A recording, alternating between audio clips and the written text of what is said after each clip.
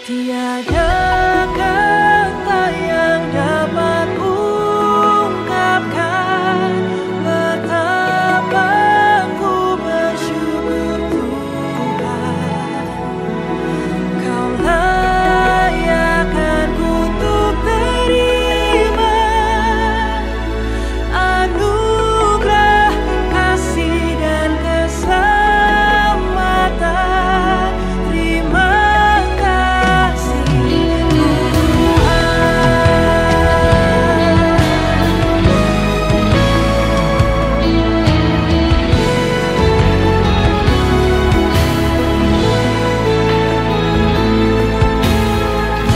darahmu dicurahkan menggantikan nyawaku. Kau mati biar ku hidup. Bukti kasih-Mu padaku. Tiada kata yang dapat ungkapkan betapa ku bersyukur Tuhan. Kau layakkan kutuk terima anugerah kasih dan keselamatan. Terima kasih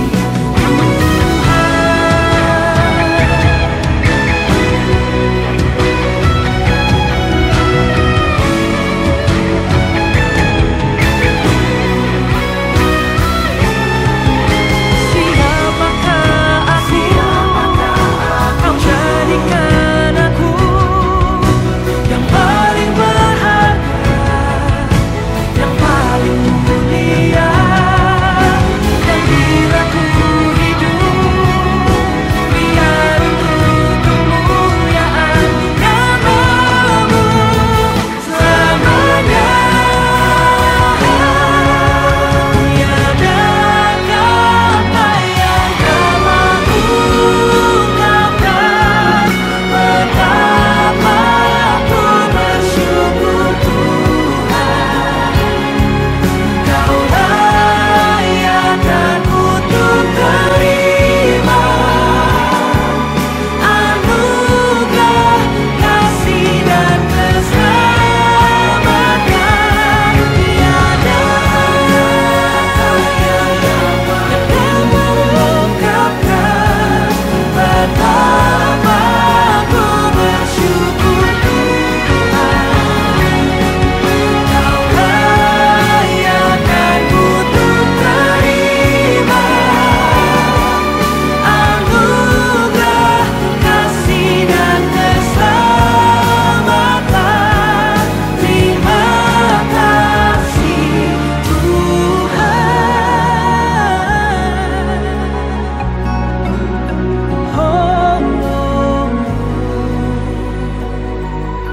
Terima kasih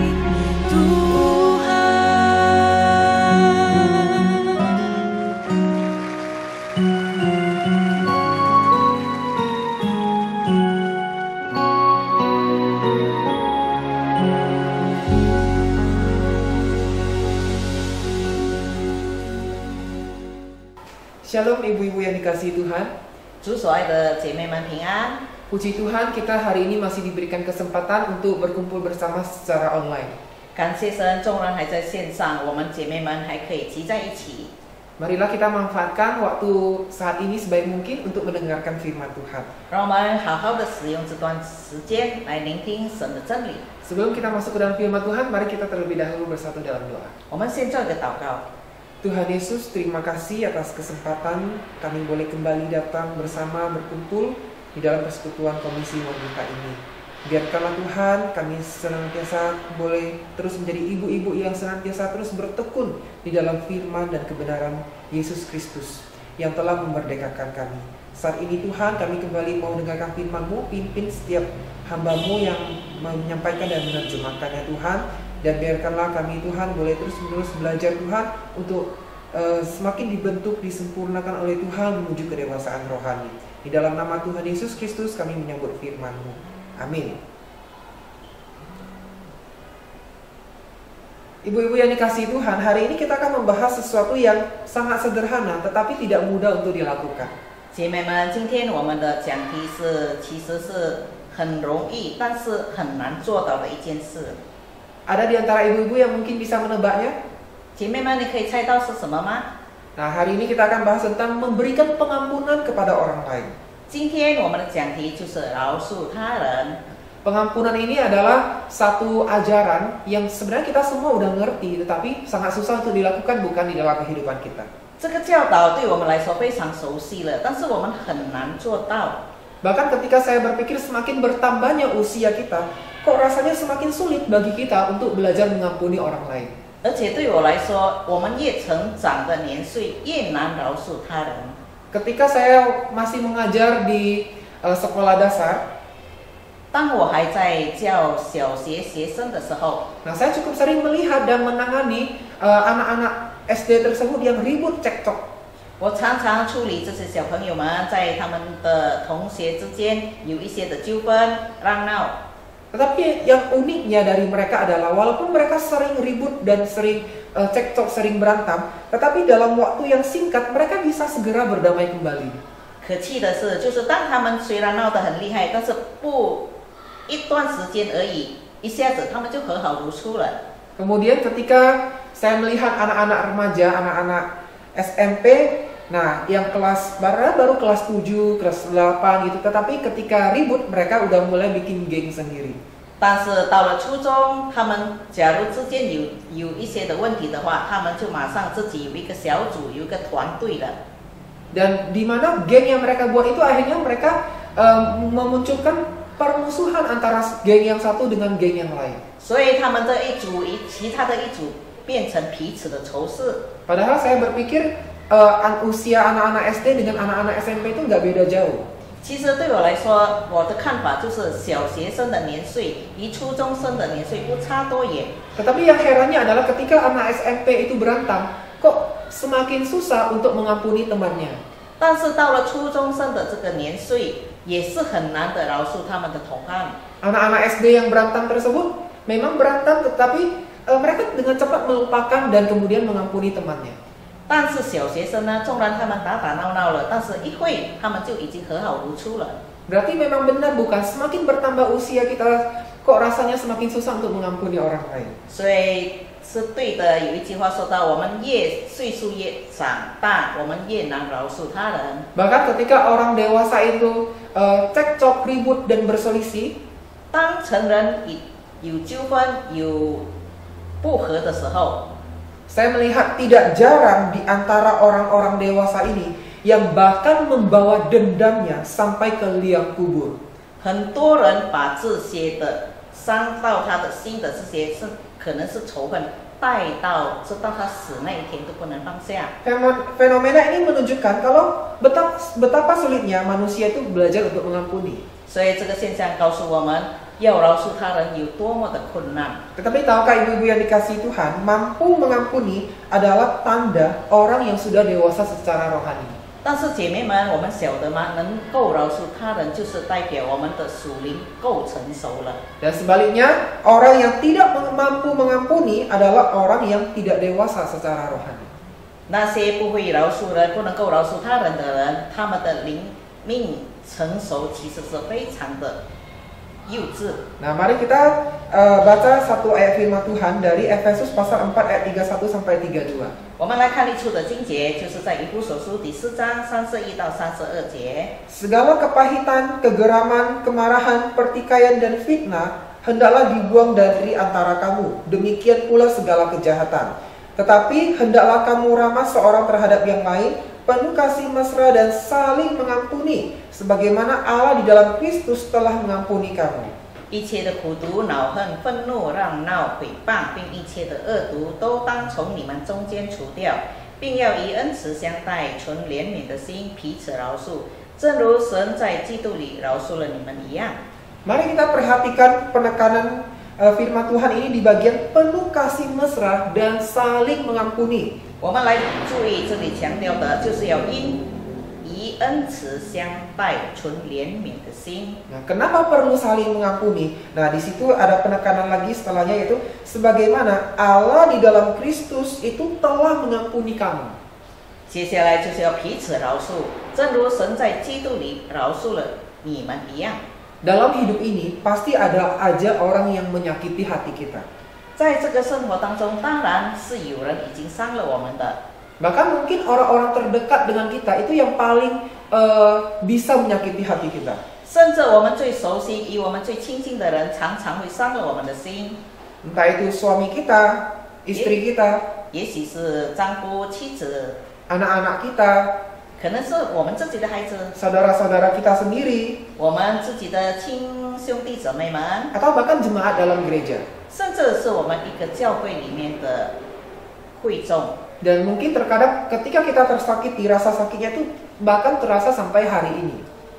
可能这些伤痛我们感受到，直到今天都不能放下。 Tapi kembali kita diingatkan oleh firman Tuhan yang kita baca, bahwa orang yang dewasa secara rohani tidak terus-menerus menyimpan kepahitan di dalam hidupnya.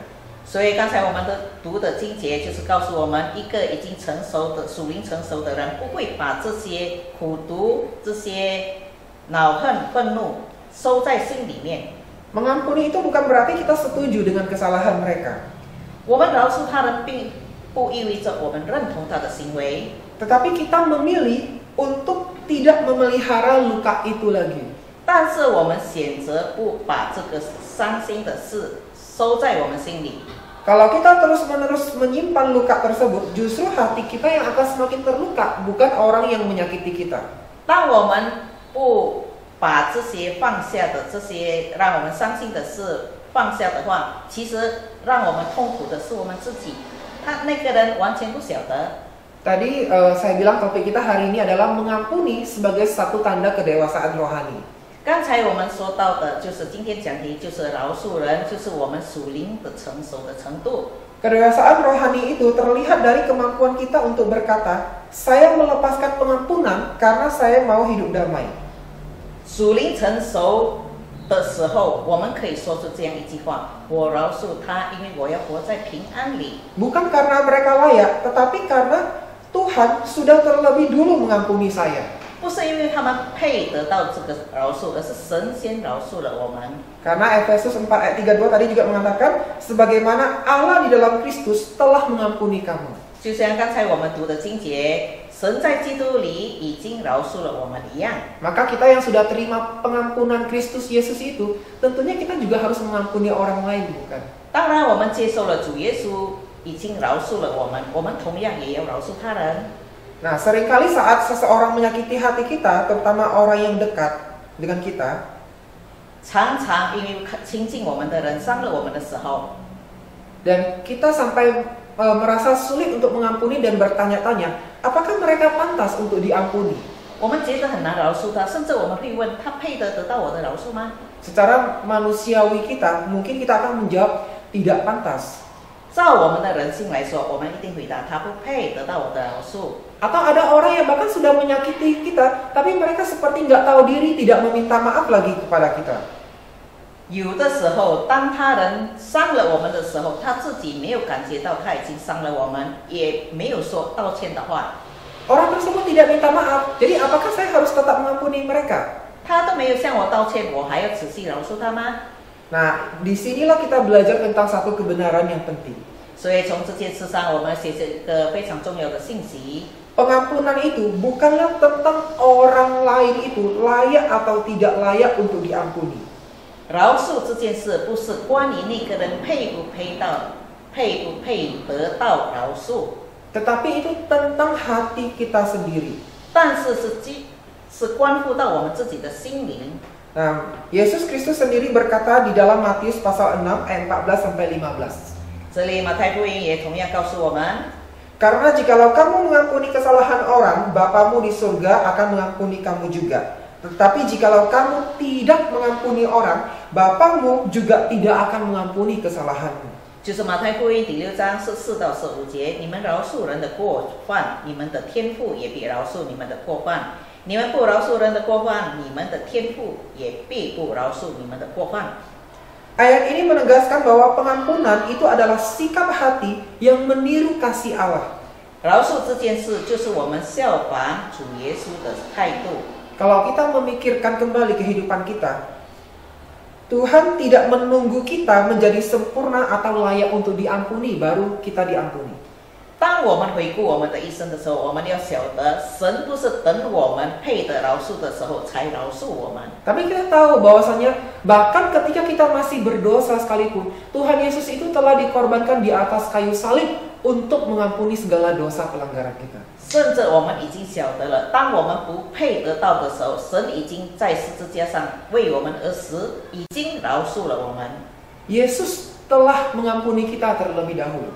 主耶稣先饶恕我们。 Maka kedewasaan rohani adalah ketika kita bisa berkata, Tuhan sudah mengampuni saya yang penuh dengan dosa ini, jadi saya pun memilih untuk mengampuni.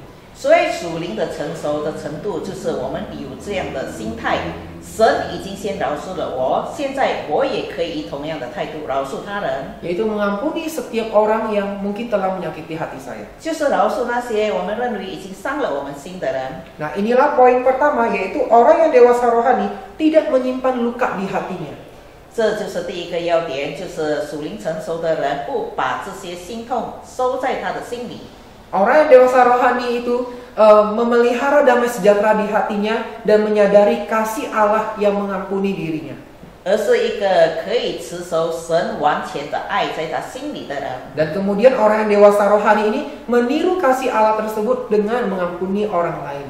而且属灵成熟的人效仿主耶稣，先饶恕他人。 Nah, sekarang kita masuk ke poin yang kedua, yaitu pengampunan itu ternyata membawa damai dan membuka berkat di dalam kehidupan kita. 第二点，我们要学习的就是这个饶恕为我们打开了一个平安的门。 Nah, mari kita sama-sama lihat satu bagian firman Tuhan dari Kolose pasal 3 ayat 13. 我们来打开一处的经节，哥罗西书第3章13节。 Sabarlah kamu seorang terhadap yang lain dan ampunilah seorang akan yang lain. Apabila yang seorang menaruh dendam terhadap yang lain, sama seperti Tuhan telah mengampuni kamu, kamu perbuat jugalah demikian. 倘若这人因那人有牵连，总要彼此包容，彼此饶恕。主怎样饶恕了你们，你们也要怎样饶恕人。 Nah, ibu-ibu yang dikasihi Tuhan, pada saat kita memilih untuk mengampuni seperti teladan Tuhan Yesus, itu bukan hanya untuk orang lain manfaatnya. 姐妹们，当我们学习主耶稣来饶恕他人的时候，这不是只单单为我们带来益处而已， Tetapi terlebih untuk diri kita sendiri. 不是会因为那个人得到益处，而是反过来我们自己得到这个益处， Untuk pemulihan diri kita sendiri. 就是回复我们自己。 Hati yang penuh dengan pengampunan itu, kita akan merasa menjadi lebih ringan, lebih tenang, dan lebih siap untuk menerima berkat Tuhan. 放下这些仇恨的人，我们的心里面是满满的平安、安宁的心态。 Firman Tuhan pernah berkata bukan, jikalau kita datang untuk beribadah atau mempersembahkan sesuatu kepada Tuhan, tetapi kita masih menyimpan dendam terhadap orang lain. 圣经里面也有告诉我们，当我们来到敬拜所要敬拜的时候，但是我们心里面还是对某个人有仇恨的话， Firman Tuhan kan bilang kan, suruh kita bereskan dulu perkara kita dengan orang tersebut, baru datang memberikan persembahan di hadapan Tuhan. 圣经节也同样的，就是在那一处告诉我们，当我们觉得与他人有仇恨的话，我们先与那个人和好了，才到敬拜所来敬拜神。 Kenapa firman Tuhan sampai berkata seperti itu? 为什么圣经要这样的告诉我们呢？ Karena memang rasa dendam tidak bisa mengampuni itu menghalangi berkat rohani Tuhan di dalam kehidupan kita. 因为这个仇是不能饶恕的心态，拦阻了神赐给我们的福分。 Dan sayangnya sekali juga, semoga di sini tidak ada, tetapi banyak orang yang sudah rajin ke gereja, rajin berdoa, tapi doanya tertahan karena masih ada kepahitan di dalam hati dan kehidupannya. 很可惜的，很多人殷勤到教会，殷勤祷告侍奉，但是这个祝福的门不能临到他，因为他还是把这些仇恨收藏在他心里面，拦阻了他。 Nah, jikalau ada hal-hal yang seperti ini di dalam kehidupan kita, perlu kita bereskan. 假如在我们生活当中还是有这些事的话，我们一定要把它处理好。Pengampunan adalah pintu untuk kita mengalami damai sejahtera sejati di dalam Kristus Yesus. 饶恕就是一扇走向得到主耶稣赐给我们真正心灵平安的一道门。 Saya teringat ketika waktu saya masih kecil itu, mama saya itu sangat bentrok cekcok sekali dengan mertua. 我还 Mertuanya. 记得，当我小的时候，我的妈妈，也就是她的婆婆，就是我的奶奶，非常的不和。 Dan waktu itu pas mama saya sudah jadi Kristen, nah akhirnya mama saya itu belajar untuk mulai mengampuni mertuanya dan malahan jadi menginjili mertuanya tersebut. 所以，当我的母亲成为一个基督徒的时候，她就设法的饶恕，然后从她的影响，希望可以影响婆婆，可以进到成为基督徒。 Nah, dan akhirnya mertuanya tersebut itu jadi percaya Tuhan Yesus dan menerima diri dibaptis. 所以，我的奶奶就愿意，我的妈妈的婆婆就是我的奶奶，愿意接受主耶稣，最后受洗归入主里了。 Nah, saya pikir ini perubahan yang luar biasa sekali karena awalnya memang itu cekcok bentrok luar biasa. 因为对我来说，这是一个非常非常可以成为见证的。起初，他们两个人是非常的不和，常常有吵闹。 Tapi malahan orang yang bermusuhan ini bisa akrab kembali dan kemudian masuk di dalam satu iman yang sama di dalam Tuhan Yesus. 因为有所改变，所以让这两个仇视的人可以合在一起，然后同样有一个信仰，就是信靠主耶稣基督。 Bagi saya ini adalah berkat yang luar biasa. 对我来说，这是非常大的祝福。 Bagaimana jikalau misalnya mama saya dan mertuanya itu sampai sekarang masih cekcok, tentunya akan sampai bermusuhan kan dan gak dapat apa-apa juga. 我反思过来下，假如到今天我的母亲与她的婆婆还是不能和好，这个会带来什么样的影响呢？ Tapi ketika waktu itu mama saya yang sudah percaya Tuhan Yesus, dia memutuskan untuk mengampuni mertuanya dan akhirnya dapat berkat yang begitu luar biasa. 当我的母亲决定饶恕她的婆婆的时候，这为她自己本身带来超大的、满满的祝福。 Nah, jadi ibu-ibu yang dikasihi Tuhan, kedewasaan rohani itu bukan ditandai dengan seberapa banyak ayat yang kita hafal di dalam otak kita. 所以还有一点就是属灵的成熟不是基于我们到底能够背诵多少的圣经节， Tapi tentang itu satu sikap hati yang mau mengampuni. 就是关于一个愿意饶恕的心态。 Banyak orang merasa bahwa kedewasaan rohani diukur dari seberapa banyak ayat yang dia hafal. 有的人认为一个人看起来属灵成熟，因为他可以背诵很多的圣经节， Atau seberapa sering dia ikut ibadah. 或者是他有多勤劳的到教会里来敬拜神， Atau seberapa banyak dia melakukan pelayanan di dalam gereja. 或者他有多勤劳的殷勤在教会里做侍奉工作。 Iya, semua hal tersebut memang baik. 是的，这一切都是好的， Tetapi kedewasaan rohani bicara jauh lebih daripada itu. 但是属灵的成熟所说到的远远超过这一些。 Sekalipun kita banyak hafal ayat, banyak pelayanan, banyak ibadah, tetapi kalau kita tidak bisa mengampuni, itu sama saja kita belum dewasa secara rohani. 纵然我们殷勤到教会、殷勤侍奉、殷勤诵读圣经，但是假如我们没有饶恕的心，这一些都是徒然的。 Kualitas kedewasaan rohani seseorang itu diukur dari bagaimana orang tersebut memancarkan kasih Kristus kepada orang lain. 这里的属灵成熟是由我们怎么样能够表现出主基督的爱，在我们生活里面可以彰显出来的。 Dan salah satu tandanya tentu saja sangat jelas, yaitu mengampuni. 其中一个就是非常重要的，就是可以饶恕他人。 Kalau kita tidak bisa mengampuni orang yang bersalah kepada kita, berarti tidak ada kasih yang terpancar di dalam hidup kita. 假如我们连饶恕他人都做不到，怎么样能够彰显主的爱的光在我们生活里面呢？ Tapi ketika kita menyadari, oh Tuhan Yesus sudah terlebih dahulu mengampuni dosa saya, 但是当我们觉悟到了神已经先饶恕我们的话， maka oke lah Tuhan, saya mau mengampuni orang-orang lain atau saudara-saudara saya yang bersalah kepada saya, karena saya juga sudah diampuni. 所以我们会说，好吧，我就饶恕那些伤了我的人，因为神你已经先饶恕了我。 Nah, disitulah kasih Kristus terpancar di dalam kehidupan kita. 从这一方面，神的爱的亮光就彰显在我们的生活当中。 Dan saat itulah kita naik level untuk bertumbuh semakin dewasa secara rohani. 所以在属灵成熟上，我们更上一层楼了。Yesus mengajarkan kita bahwa mengampuni itu adalah tanda kedewasaan rohani yang nyata. 主耶稣基督也教导我们，饶恕也是一个属灵成熟实际上的行为。 Dalam Matius pasal 18 ayat 21 sampai 22, di situ kita bisa melihat Petrus bertanya kepada Tuhan Yesus. 在马太福音18节21到22节，这里也告诉我们， Tuhan, berapa kali aku harus mengampuni saudara-saudaraku jika ia berbuat dosa terhadap aku? Sampai 7 kali? 主啊，我弟兄得罪我当饶恕他几次呢？到第7次可以吗？ Tapi Yesus menjawab, aku berkata kepadamu bukan sampai 7 kali, melainkan sampai 70 kali 7 kali. 耶稣说：“我对你说，不是到7次，乃是70个7次。” Nah, jadi jawabannya bukan berarti 490 kali ya, Ibu-ibu.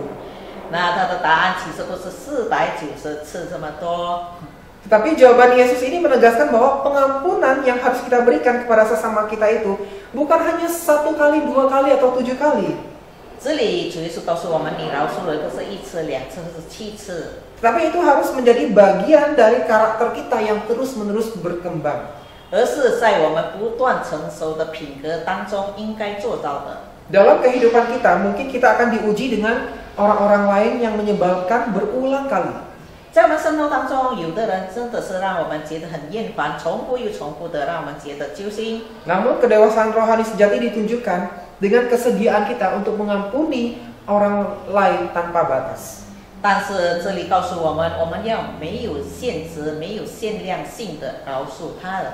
Nah, inilah yang membuat hal itu jadi tidak mudah.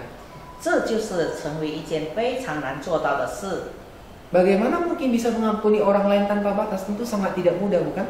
当然是非常不容易的，无限量的饶恕他人。 Namun jika kita ingin mencerminkan kasih Kristus yang sempurna, 但是假如我们要彰显神完全的爱的话， kita harus belajar mengampuni seperti yang jawaban Yesus ini. 我们就要做到好像主耶稣回答彼得的这件事上。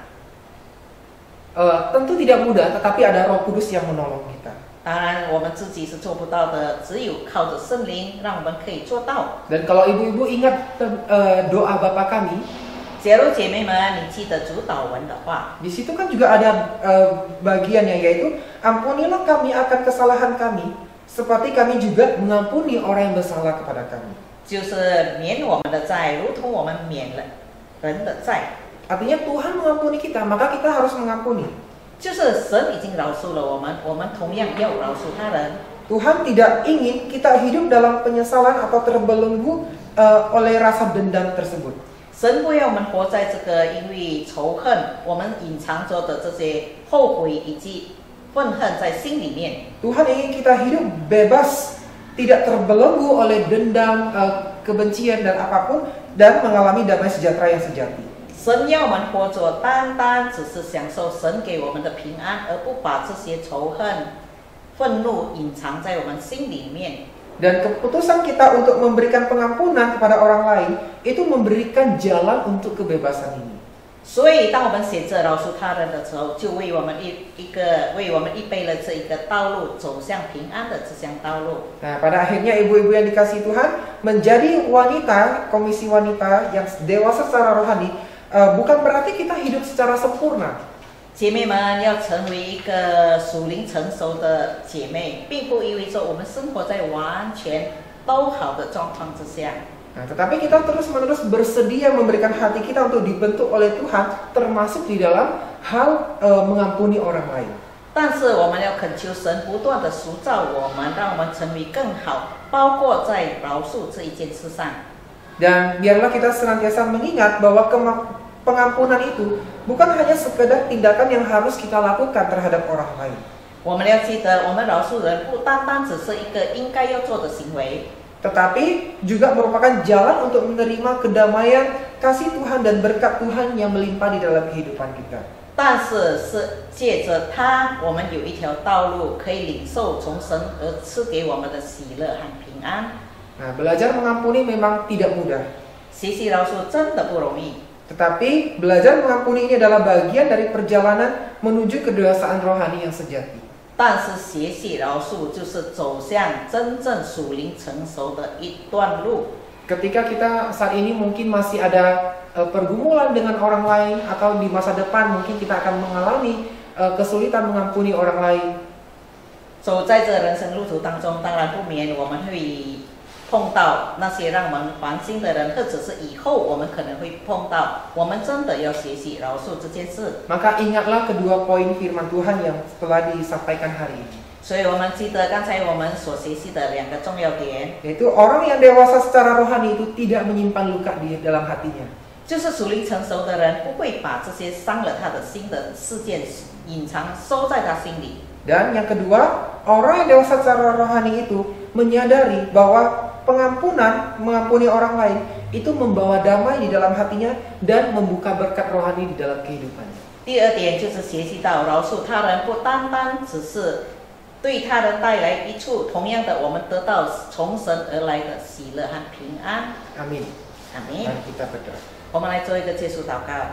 Bapa, kami bersyukur kami sudah mendengarkan firman-Mu. Biarlah firman-Mu yang sederhana dan singkat ini Tuhan boleh senantiasa membentuk hati dan kehidupan kami. Kami mengakui di hadapan-Mu sebagai manusia, mungkin terkadang kami sulit untuk mengampuni orang yang bersalah dengan kami. Tapi biarlah firman-Mu yang telah berbicara kepada kami pada hari ini terus-menerus mengoreksi hati kami Tuhan. Apakah mungkin kami masih menyimpan rasa dendam atau kebencian terhadap orang lain? Jikalau ada, kami memohon biarlah Roh Kudus-Mu yang menginsafkan kami dan membereskannya Tuhan. Kami tidak mau Tuhan hubungan kami dengan Kristus terhalang Tuhan. Kami tidak mau Tuhan kegelisahan, kebencian atau amarah menguasai kehidupan kami.